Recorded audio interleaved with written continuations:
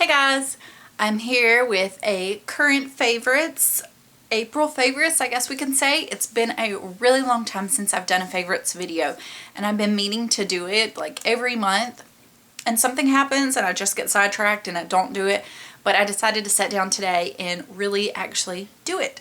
So I've really been sticking to kind of the same thing. I haven't been straying that much with the exception of like one or two, well, some different products, but different since the last favorites, but really similar every day. It's just, I don't know, I've kind of gotten into the groove of something I like and I've been sticking with it. Okay, so I'll talk about the fun stuff first. So I picked up from Ulta a month or two ago one of the new Buxom Wonderlust Primer Infused Blush, and I got the one in Seashells, which is a typical me kind of shade, very skin tone, nude, bronze. I heard somebody say it's peachy. I don't really pick up peachiness, but it definitely warms up on my cheeks because everything pulls warm on me. I really like the packaging. It's just this really sleek acrylic. There's no mirror, but I do like it.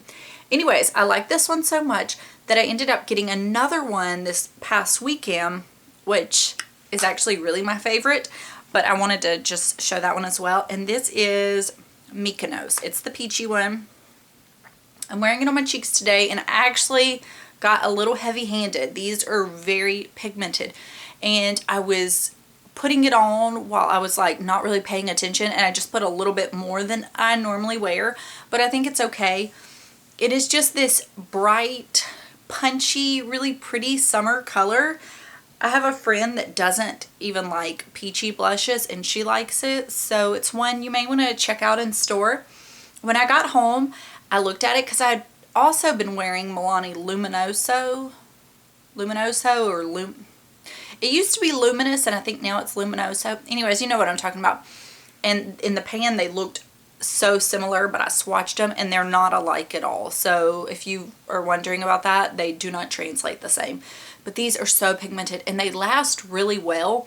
I have a hard time with blush staying on my cheeks. It's like my face just eats blush. It's the one thing that fades faster than anything, and it stays pretty true. Okay, and then I just thought I would tell you about these my like standard eye looks that I've been wearing every day. First off, the Bobbi Brown Taupe Shadow Stick. You've seen this a million times on my channel. I'm almost done with it. This is all I have left. It's not like a regular taupe like the name would suggest. It's definitely a warmer brown. It's matte. I just really, really like the color. I think it's flattering on my eyes. It's easy. It's definitely dark enough that it's not like a no eye look. And then on days I don't do that, I use my Urban Decay Eyeshadow Primer Potion in Minor Sin.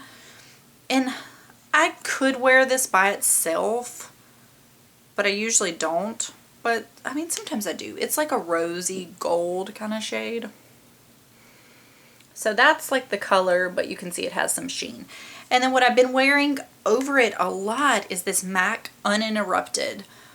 It used to be that Pro Longwear, and they discontinued it and they brought it back like this. I don't know if it's permanent or not, but it's a matte, that kind of mustardy brown shade.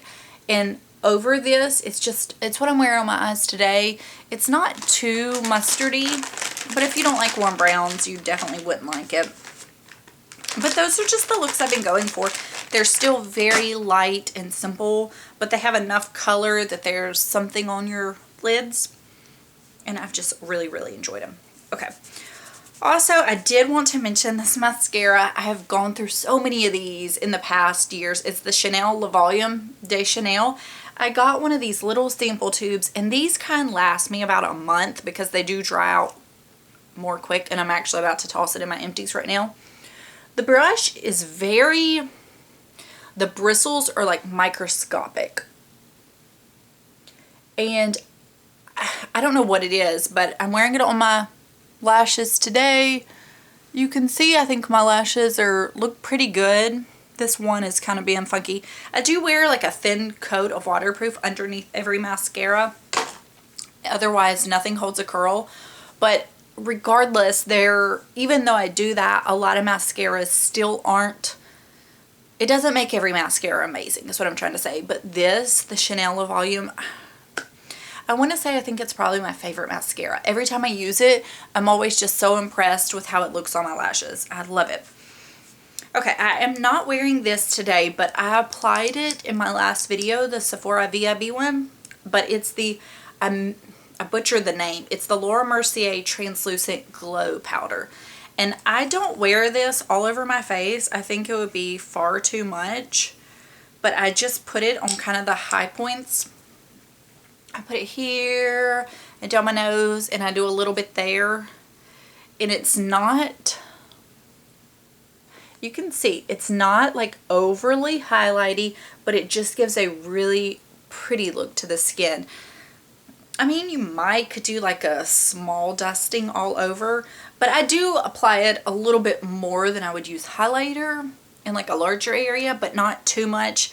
It's just such a pretty powder on the face. I love it. I use it so much. But today I used my Cover FX Moonlight Highlighter just because I've kind of been reaching for that lately. Okay, another product.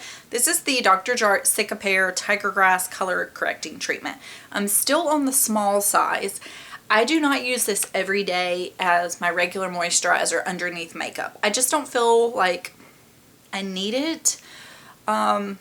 I've mentioned it in videos, and especially concerning my rosacea. If you had really, really red skin, this would be great to use under your makeup and then your Bye Bye Redness. I wish when my rosacea was really bad that this was a thing. It definitely would have helped counteract a lot of the redness. Now the Bye Bye Redness does amazingly well on its own, but I think if you had a lot of redness, this would be a good thing to add in. Now I don't wear it every day, like I said. I just don't feel like I need to wear it under my makeup because, no, this is blush. This is not my rosacea. But it kind of, I always say the light picks up more stuff. But my rosacea is covered really nicely underneath my makeup. But on days where, I don't know, like this morning me and Vera ran to Target real quick. So I just put this on and then I just used brow gel and that was all I did. And it kind of camouflages and cancels out stuff. Or, you know, if you just don't want to do makeup or you're, I don't know, going to be traveling, that's just kind of how I use it, as just like somebody might use a tinted moisturizer, and it is green, but if you've seen my videos before, you know it kind of turns like a beigey color. You can see in the cap, almost like that Origins Vitazing, that kind of idea. I really like it. If you have redness or rosacea, I think this is something you would really enjoy. They have this small size at Sephora that you can try without buying the larger size. I mean, if that's something you have, I think it's really worth checking out. And it doesn't break me out. It's good. Okay. I picked up this hand cream because of Michelle 1218. It's the Ahava, and this is the Dead Sea Water Mineral Hand Cream. There for a while, she was just raving and raving and raving. And when somebody talks about something at length, then I get curious. And I went in Ulta, and I tried it, the tester, and I think that I had a mini size of this once upon a time, and for some reason I don't think I liked it. I don't know. I fell in love with it so much. It is just so soft and silky and makes my hands feel so good, and I feel like it keeps them hydrated longer than other hand creams. It doesn't leave a really greasy, overly sticky residue when it sinks in, but it leaves enough that you feel like you've put lotion on. It doesn't soak in like water, you know? Oh man, I love it. So Ulta had it like half off one day not long ago, and I ended up picking up another one because I like it so much. I've been keeping this in the van, and it's the only hand cream I want to use. Like, I want to buy more to keep at all the different places in my house and not use any other hand cream. Basically, when I run out of others, it will always be repurchasing this. I mean, it's a pricey item, but it is so good. Okay. The fragrance that I have been basically drinking and it's the only thing I've wanted to wear lately. I haven't reached for any of my other perfumes except for maybe like 1 or 2 days and probably 2 months since I pulled this one back out. It's the Miss Dior Blooming Bouquet. And if you know my usual scent taste, then you may think this is really odd for you. I have used so much of it. And when this runs out, I'm going to buy the giant 5 ounce that Nordstrom carries. Probably next spring. Because by the time I finish this, I'll probably be ready for summer scents. I mean, it's floral, but it has this like other underlying note that makes it fresh, but kind of like creamy, but not vanilla.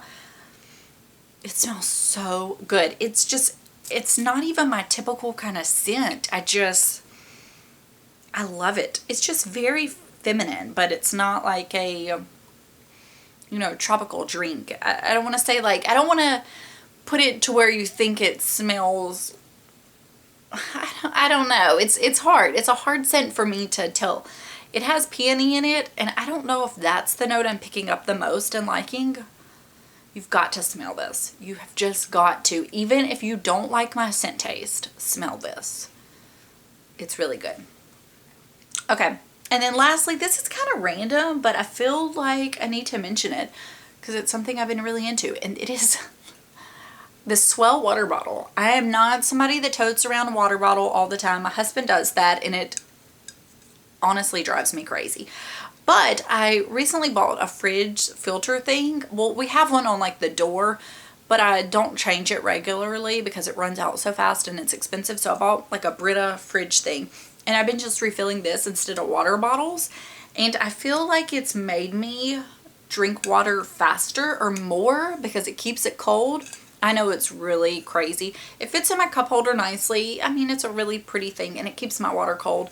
And I don't have to worry about it spilling out because it has a lid. But just in general, I've been trying to up my water intake. And I mean, I think I do pretty well drinking water, but I feel like since I've been using this, I've done better. Okay, and then lastly, I just want to mention, I know I said it in a previous video, that I've been spending so much more time reading this year, and it has been so enjoyable. I've read some really great books. I've been really involved in kind of involved in this book Facebook group. I've been updating my status on Goodreads and constantly entering giveaways. And right before I sat down to film, I got a knock on the door, and I had won a giveaway for a book I had entered, and it is A Nearly Normal Family. And I saw a spoiler, I think this morning, that I think this is going to be one of the book of the month picks for June. I'll have to look at it again, but I'm pretty sure I saw that for June. So I did get this delivered earlier today, and I was really excited. So I will have to read it before it comes out. It doesn't come out till June 25th. I always have like a list of what I'm trying to read. If that's something you'd be curious about me talking about in a video, let me know.